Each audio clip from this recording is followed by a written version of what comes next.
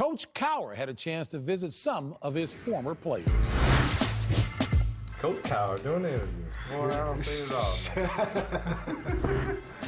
I don't see it at all. Oh, boy, as we welcome you back live and continue here on the NFL Today, it was quite the homecoming this week in Pittsburgh when Coach Cowher returned to talk with some of his former players. Yeah, JB, it was great to go back, but it was all business. I talked with Ben Roethlisberger, Hines Ward, and James Harrison about this hard-fought rivalry. Baltimore-Pittsburgh, is it one of respect or dislike? It's a strong combination of both, I believe. I mean, we respect their team. They have phenomenal players, but at the same time, we despise them. I don't like playing them, and that's a respect for them. But yet, as a competitor, you want to play the best, and that's, you think that they are. If you're on your way to the stadium on Saturday afternoon, if for some reason Terrell Suggs was on the side of a... This is our championship! They got back while we started! And his car was broken down with a flat tire, and he was looking for a ride. Would you stop and give him a lift? I would probably shoot him a bird and keep on rolling. I feel like I'm a changed person, so I'd let him jump in the back seat. In the back seat or in the back of your truck? No, probably all the way back. All the way back, but I'd give him a ride. Definitely, I'd pick him up, get him to the game. I don't want no excuses. I mean, make sure he's there and he's dressed. Make sure he's there, he's dressed, he's ready, he has time to prepare. Okay, that's fair enough. Do you think that you have been targeted this season?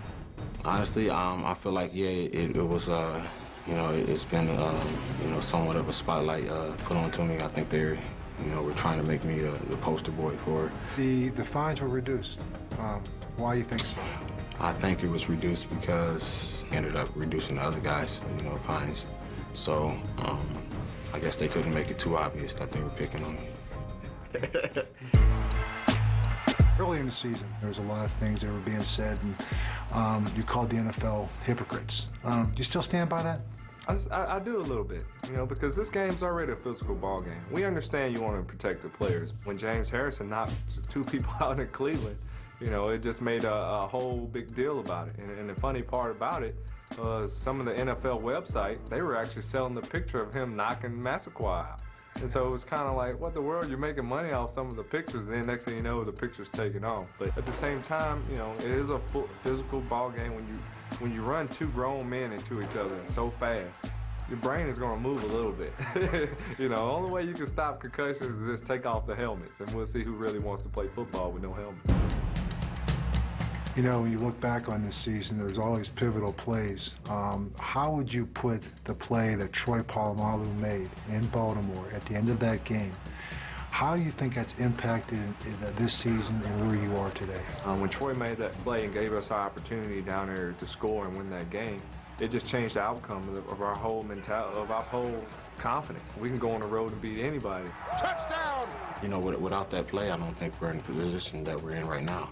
It puts our season in a whole different aspect. I don't think we get a bye.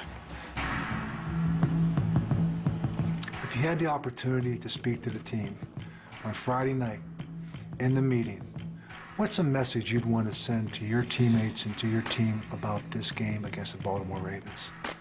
Cherish the moment. Let it be too big for you during warm-ups. Get it out of the way, because then when the ball's kicked off, come back and just play the game. Play the game the way it's supposed to be played, the way you've played it since you were a little kid. You're going to remember this game probably for the rest of your life. What greater feeling to put Baltimore out of the tournament and just have them watching TV as they're watching us in the next round. Guys, this rivalry was something that, it goes back when we were playing, and, it starts with, you get players trash talking. I mean, there used to be a tight end for Baltimore. He used to sit there. Number one, he said we weren't a very good football team after they beat us.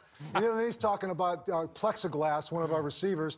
And I had nothing to say. Listen, he's a Hall of Fame tight end. Right. I had no problem with that. But the fact that he was just a pass-receiving tight end. Just a pass-receiving. Yeah, he couldn't block at the point of attack. I didn't say that to the team. But I didn't say anything like that to the team. But I respected him. I respected him as a player. But that's where the rivalry started. How did I get brought into this, JB? I was just minding my own business. No, it wasn't anything about minding business. You had the initial comments about our football team, about some of our players. And you know what? You do take it personal. Just take credit for it. You take it personal. It became a personal game. It's one of the great rivalries, if not the best rivalry in the NFL, and you were right there at the beginning of it. Jay, all I said was they weren't very good. I mean, it wasn't like I just beat on them. You know what? I can hear Grandma Porter now saying, leave my baby alone. Yeah. And let's continue.